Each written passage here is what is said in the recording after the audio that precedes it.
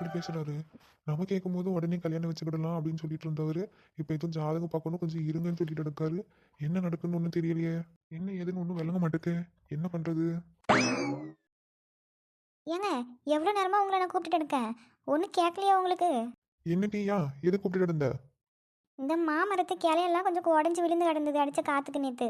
அதான் அதெல்லாம் கொஞ்சம் சுத்தம் பண்ணி போடணும் வாங்கன்னு சொல்லி கூப்பிட்டுட்டு இருந்தேன். அப்படி உட்காந்து என்ன யோசிச்சுட்டு இருக்கீங்க இப்படி? அது வந்து நம்ம சம்மந்தி இருக்காருல்ல. ஏதே நம்ம மருமவ வீட்டில் தானே சொல்றிய? ஐசு பிள்ளைக்கு அப்பாவை தானே சொல்றிய? ஆமா ஆமா, அவரை தான் சொல்லியேன். என்ன சொன்னாரு? ஃபோன் அடிச்சாரா?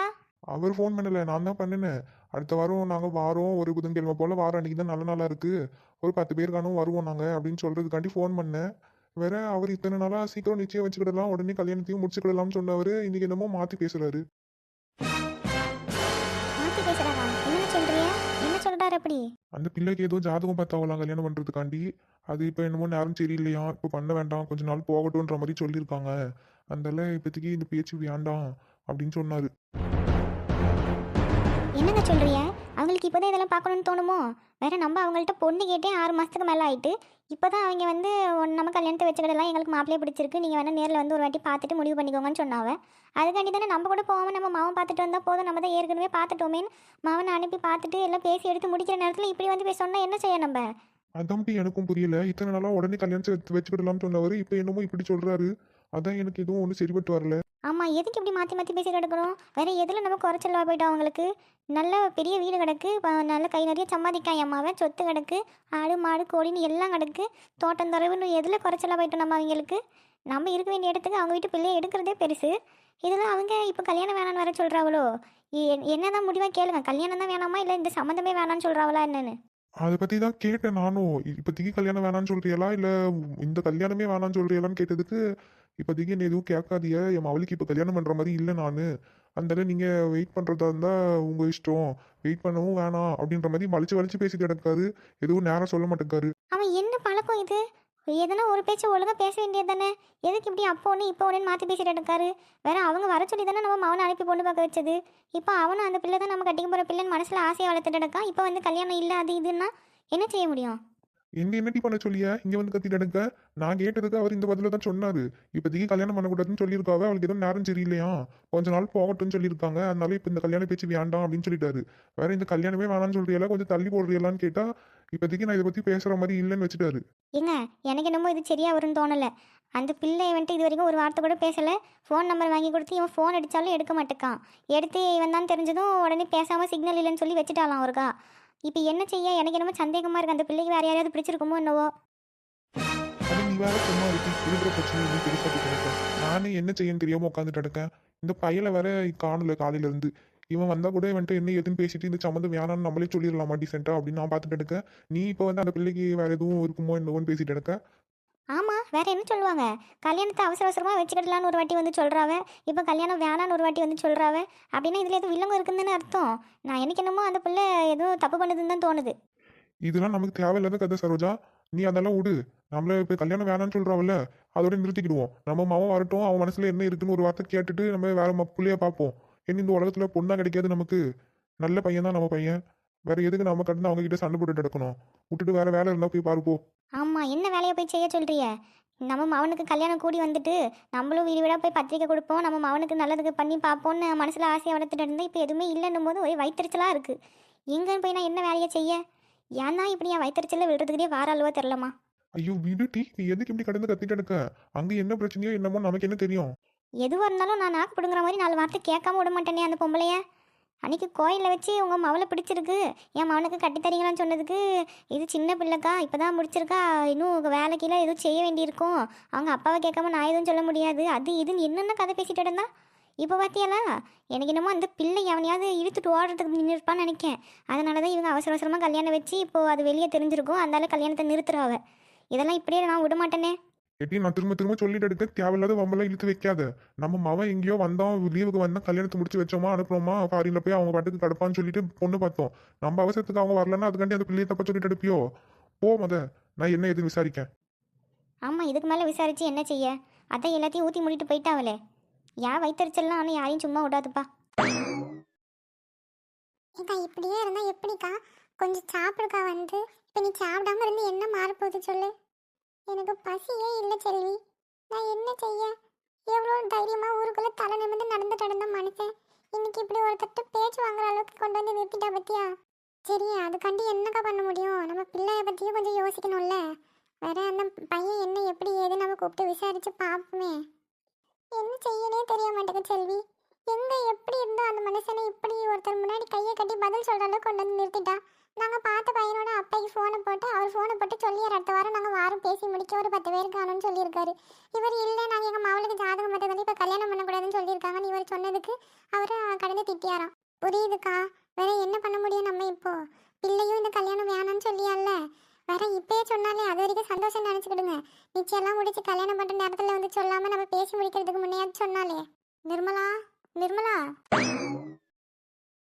வாங்கக்கா. என்ன நிர்மலா, எதுக்கு இப்படி கடந்து கண்ணை கசிக்கிட்டு இருக்க? எனக்கு நைட்டு தான் என் மவ விஷயத்த சொன்னான். வேற நானும் ஒரு மாதிரி உடஞ்சி போயிட்டேனா, அதனால தான் நான் நைட்டு வரல. இருந்தாலும் வந்து என்ன ஏதுன்னு ஒரு எட்டு பார்க்காமையும் இருக்க முடியல என்னால். அதனால தான் வந்தேன். என்ன செய்யனே தெரியாமல் இருக்குக்கா எனக்கு. ஊருக்குள்ளே தர நிமிர்ந்து நடந்த மனுஷன் இன்னைக்கு இவளால் ஒரு தட்டை கையை கட்டி பதில் சொல்கிற மாதிரி வந்து நிறுத்திட்டா. புரியுது நிர்மலா, இருந்தாலும் நம்ம என்ன பண்ண முடியும்? அவள் தான் பிடிக்கலன்னு சொல்லி அல்ல, பிடிக்காதவங்களே எப்படி கல்யாணம் பண்ணி வைக்க முடியும் சொல்லு? அவள் இது முன்னாடியே சொல்லியிருந்துருக்கலாம்லக்கா. அப்பயே சொல்லியிருந்தா கூட பரவாயில்ல. வேற நாங்களும் அவள் தான் அப்பா சொல்லி அதை கேட்பேன்னு சொன்னதுனால ஒரு தைரியத்தில் ஏற்பாடு பண்ண சொல்லிட்டேன். இதனால இப்போ என்ன செய்யனே தெரியாமல் உட்காந்துட்டு கிடக்குங்க்கா. நம்ம யோசிப்போம் நிர்மலா. அந்த பையலை கூப்பிட்டு பேசுவோம். எப்படி என்ன ஏதுன்னு விசாரித்து அதுக்கு பிறகு ஆக வேண்டியதை பார்ப்போம். இப்படி உட்காந்து நீ கண்ணை கசிக்கிட்டே கிடந்தா என்ன மாறப்போகுது சொல்லு? ஆமாங்க்கா, முதல்ல நீ வந்து ஒரு வாய் சாப்பிடுக்கா. ஐயா, இன்னும் சாப்பிடாமையா கிடக்க நீ? ஆமாம் லட்சுமி அக்கா, நான் நேற்று இந்த விஷயம் தெரிஞ்சதுலேருந்து ஒரு வாய் கூட சாப்பிடாம அப்படியே கிடக்காங்க. நைட்டெல்லாம் தூக்கமே இல்லை அவங்களுக்கு. எனக்கும் என்ன செய்யனே தெரியல. வேற நம்மள பிள்ளை இப்படி நம்ம மனசு உடைக்கணும் போது கஷ்டமாக தானே இருக்கும். ஐயா, என்னம்மா செல்வி சொல்கிற? நேற்றுலேருந்து அப்போ இவ சாப்பிடாம தான் கிடக்காளா? ஆமாங்க்கா, நான் எவ்வளவோ சொல்லிட்டேன், கேட்கவே மாட்டேக்கா. இவ்வளோ நேற்றுலேருந்து சாப்பிடாம கிடக்கா. அந்த ஐசு பிள்ளையும் சாப்பிடாமையே தான் கிடக்கு. ஏன் நிர்மலா இப்படி பண்ணுற? இப்போ நீங்கள் 2 பேரும் இப்படி சாப்பிடாம கிடந்து என்ன ஆக போகுது சொல்லு? ஒழுங்கு சாப்பிட்டு எடுத்துட்டு அடுத்து என்ன நடக்கணுமோ அதை மட்டும் பேசு. ஏன் இப்படி நடந்ததையே நினச்சி அழுதுட்டு எடுக்க? என் வீட்டுக்காரவிகளை நினச்சாதான் எனக்கு மனசே தாங்க மாட்டேங்குக்கா. அவள் மேலே எவ்வளோ பாசமாக இருப்பாரு தெரியுமா? இப்போ இன்னைக்கு அவளாலேயே இப்படி ஒருத்தர் முன்னாடி கையை கட்டி பதில் சொல்கிற நிலமையில வந்து நின்றுட்டாரு. அதை நினைக்க எனக்கு பச்சை தண்ணி கூட குடிக்க தோண மாட்டேங்குக்கா. அட ஏன் நிர்மலா இப்படி கிடக்க? வேற நீயே இப்படி உடஞ்சி கிடந்தீங்கன்னா மற்றதெல்லாம் யாரை பார்க்கறது சொல்லு? நம்ம தான் எதுவாக இருந்தாலும் தெளிவாக நின்று யோசித்து முடிவு எடுக்கணும். வேற நம்மளே இப்படி உடஞ்சி போய் உட்காந்துட்டோன்னா மற்றவங்க எல்லாரும் என்ன ஆவாங்க சொல்லுவேன்? என்னக்கா பண்ண சொல்கிறிய? இப்போ என்ன என் வீட்டுக்காரவிங்க அந்த பையலை கூப்பிட்டு பேசணும்னு சொல்கிறாங்க. எனக்கு மனசுக்கு ஒன்றும் சரியாக வரல. சரி, கூப்பிட்டு பேசுவோம். பையன் எப்படி என்ன வேலை செய்யா குடும்பம் எப்படின்னு விசாரித்து நல்ல பையலாக இருந்தால் பரவாயில்ல, கட்டி வைப்போம். வேற நல்ல பையன் இல்லைன்னு எதுவும் தெரிஞ்சதுன்னா வேணால் நம்ம அடுத்து என்ன பேசணுமோ நடக்கணுமோ அதை பார்த்துக்கிடலாம். ஆமாக்கா, சொல்லி எதை கேளு. மாமா தான் பேசுகிறேன்னு சொல்கிறாருல்ல. நீ வந்து ஒரு வாய் சாப்பிட்டு எடுத்து அடுத்த வேலையை பார்ப்போம். அந்த பையனை கூப்பிட்டு பேசுவோம். அதுக்கு பிறகு என்ன ஏதுன்னு நம்ம முடிவு பண்ணிக்கிடலாம். ஆமாம் நிர்மலா, கொஞ்சமாவது போய் சாப்பிடு. வேற மனசு கிடக்கிற கஷ்டத்தை உடம்புல ஏன் போட்டு வாட்டிட்டு கிடக்க? எதுவாக இருந்தாலும் நம்ம தான் பார்த்துக்கிடணும். பார்த்துக்க, நம்ம தைரியமாக இருந்தால் தான் நம்ம எல்லாத்தையும் ஹேண்டில் பண்ண முடியும். அதனால நீ முதல்ல கொஞ்சமாவது சாப்பிட்டுட்டு அதுக்கப்புறம் நிதானமாக உட்காந்து என்ன பண்ணுறதுன்னு யோசி. மனசை அமைதியாக்கு. சரிக்கா, நான் சாப்பிடுவேன். அம்மா செல்வி, அவளுக்கு கொஞ்சம் சாப்பாடு எடுத்து வைன்னம்மா. நீயும் சாப்பிடு. வேற நீயும் சோகமாக கிடக்காத. ஆஷாவை விட்டு அந்த பிள்ளைகிட்ட கொஞ்சம் பேச சொல்லிய என்ன ஏதுன்னு கொஞ்சம் கேட்டு வைக்க நானும். அப்படி இல்லைன்னா அவளை உங்கள்கிட்டயே பேச சொல்லிய நம்ம என்ன ஏதுன்னு முடிவு பண்ணிக்கிடலாம். வேற இப்படியே உட்காந்துட்டு இருந்தீங்கன்னா என்ன பண்ண முடியும் சொல்லுங்க? சரிக்கா.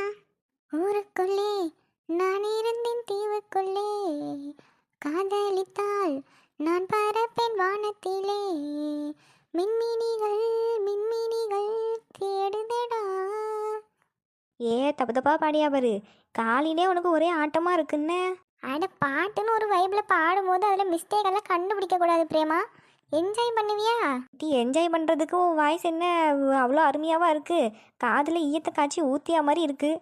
வேற எங்கேருந்து நான் என்ஜாய் பண்ணேன்? நல்ல நல்ல பாட்டெல்லாம் கொண்டுகிட்டு கிடக்க. அட சும்மா இரு பிரேமா. நானே ஒரு வைப்பில் ஜாலியாக ஆடிட்டு எடுக்க கூட சேர்ந்து என்ஜாய் பண்ணுவியா? அதை விட்டுட்டு கேள்வி மேலே கேள்வி கேட்டுட்டு கிடக்க. அம்மா, உனக்கு என்ன? உன் மாமியா உன் கூட கிடையாது. உன் புருஷன் வீட்டில் எல்லா வேலையும் செஞ்சு வச்சிடியாரு. வேற நீ போய் திங்க வேண்டியது தூங்க வேண்டியது. உன் அவனையும் அவரே பள்ளிக்கூடம் அனுப்பி விட்டுறாரு. வேற உனக்கு என்ன வேலை கிடக்கு? நீ ஜாலியாக தான் கிடப்ப. அட அதுக்கெல்லாம் ஒரு திறமை வேணும் பிரேமா. உன்கிட்ட அது கிடையாது பத்துக்க. அதனால தான் நீ இப்படி புலம்பிட்டு கிடக்க. ஏன் பிரேமா உஷா? என்ன வசந்தி அக்கா, எதுக்கு எப்படி மூச்சடைக்க ஓடி வாரிய? ஏமா ஏட்டி விஷயம் கேள்விப்பட்டியலா? அட என்னன்னு சொன்னா தானே தெரியும். நீ தான் மூச்சு வாங்கிட்டு அடக்கிய. உட்காந்து ஒரு நிதானமா சொல்லு. ஐயோ அம்மா அதெல்லாம் என்னன்னு சொல்லு. இந்த ஐசு பிள்ளைக்கு மாப்பிள்ளை பார்த்தாவல்ல, இப்போ அந்த புள்ள வந்து எனக்கு இந்த கல்யாணம் வேண்டாம், எனக்கு வேற ஏதோ ஒரு பையனை பிடிச்சிருக்கு அப்படின்னு சொல்லிட்டாலாம். இப்போ அந்த கல்யாணம் நின்று போச்சான். அட என்ன விஷயம் நீ சொல்ற? உண்மைக்குமா? அட ஆமாண்டி, உங்கள்கிட்ட போய் சொல்லணும்னு எனக்கு என்ன அவசியம்? இப்போதான் நம்ம லட்சுமி அக்காவை பார்த்தேன். அவங்க வீட்டுல இருந்து வந்தாவ. அதான் என்ன லட்சுமி அக்கா என்ன சொல்றாவ நிர்மலா அக்கான்னு கேட்டதுக்கு இப்படி சொன்னாவ. வேற ஊர் ஃபுல்லா போய் நீ தம்மட்டு அடிச்சுட்டு டமார் அடிச்சுட்டு தெரியாத. அவளே மனசு உடஞ்சு போய் கிடக்க. முடிஞ்சா ஒரு 4 வார்த்தை ஆறுதலா பேசுன்னு சொல்லி விட்டுட்டாரு. ஐயா, நம்ம ஐசு பிள்ளையா இப்படி பண்ணுச்சு? ஆமா ஆமா பிரேமா, அவதான். அட பாத்தியலா, அந்த பிள்ளை எவ்வளவு அமைதியா கிடக்கும். அந்த பிள்ளை போய் இப்படி பண்ணிருக்குன்னு நம்பவே முடியலையே. அந்த எனக்கும் என்ன சொல்லியதுன்னு தெரியல. வேற நான் நேரா போய் நிர்மலா அக்காவை பாக்குறதுக்கும் எனக்கு ஒரு மாதிரி கஷ்டமா இருந்தது. அதான் அந்தாலும் உங்களையும் கூட்டிட்டு போகலான்ட்டு வந்தோம். வேற நம்ம என்ன போய் பேசுறது? ஐசு பிள்ளை என்ன நினைக்காலோ அதுதானே நம்ம செய்ய முடியும். வேற அந்த பிள்ளை தானே வாழப்போகுது. அவளுக்கு பிடிக்காம கல்யாணம் பண்ணி வச்சு என்ன ஆக? முதல்ல அவள்கிட்ட தான் நம்ம பேச வேண்டியிருக்கு. அட என்ன பிரேமா சொல்லிய? ஐசிட்ட போய் நம்ம என்ன பேசுறது? அட நம்ம உடனே போய் பேசணும்னு சொல்லலை. நம்ம நிர்மலா அக்காவை முதல் போய் பார்ப்போம். அதுக்கப்புறம் என்ன பண்ணுறதுன்னு பார்க்குறதுக்காண்டி ஐசு பிள்ளைட்டும் பேசுவோம். வேற அவள் லவ் பண்ணுறது என்ன ஏதுன்னு விசாரிச்சு அதுக்கப்புறம் தான் அது என்ன ஒரு முடிவுக்கு வரணும். சரி அப்போ போய் நிர்மலா அக்காவை பார்ப்போமா? எனக்கு அவங்கள பார்க்கவே ஒரு மாதிரி கஷ்டமா இருக்கு. அதனால தான் உங்களை கூப்பிட வந்தேன். ஆமாம், போகலாம் வாங்க.